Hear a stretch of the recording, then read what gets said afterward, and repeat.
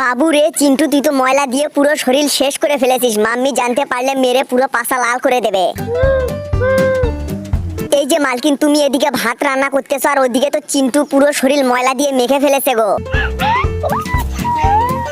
Mummy mummy তুমি এসেছো, দেখো না চিন্টু পুরো শরীরে ময়লা লাগিয়ে দিয়েছে। এখন তো ভাইরাস ধরে যাবে ওর।